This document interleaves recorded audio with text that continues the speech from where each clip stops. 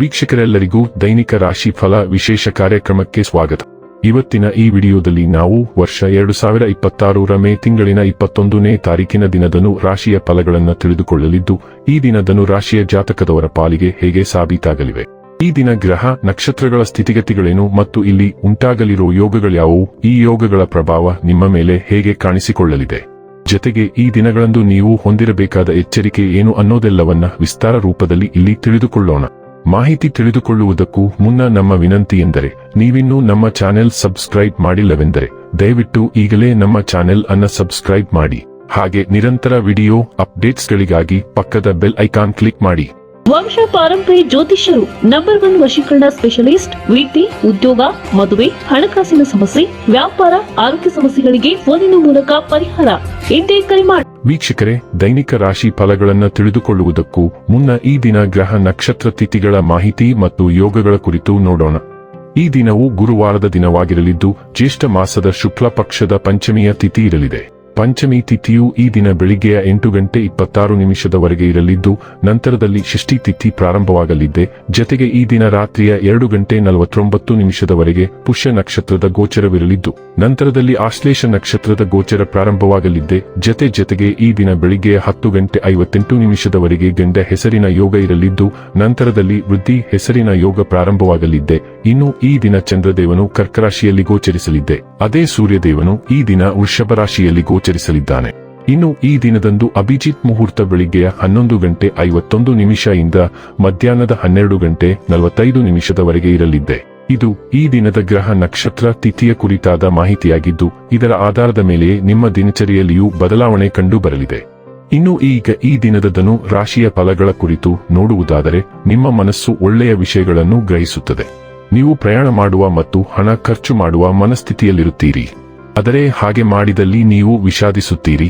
ಪ್ರೀತಿ, ಸಾಂಗತ್ಯ ಮತ್ತು ಬಂಧ ಏರಿಕೆಯಲ್ಲಿರುತ್ತವೆ.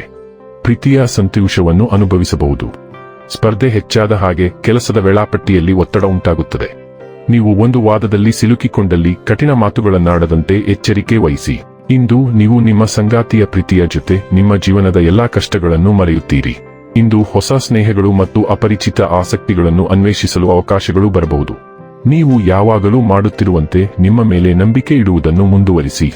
ಇದು ನೀವು ಉತ್ಸಾಹದಿಂದಿರುವ ಪ್ರತಿಯೊಂದು ಗುರಿಯನ್ನು ತಲುಪಲು ಸಹಾಯ ಮಾಡುತ್ತದೆ. ಭವಿಷ್ಯಕ್ಕಾಗಿ ಯೋಜನೆಗಳನ್ನು ರೂಪಿಸಲು ಸೂಕ್ತ ಸಮಯ. ಆದರೆ ಹಣಕಾಸಿನ ವಿಷಯಕ್ಕೆ ಬಂದಾಗ ನಿಮ್ಮನ್ನು ಮಿತಿಗೊಳಿಸಿ. ಅಗತ್ಯವಿರುವಲ್ಲಿ ಮಾತ್ರ ಖರ್ಚು ಮಾಡಿ.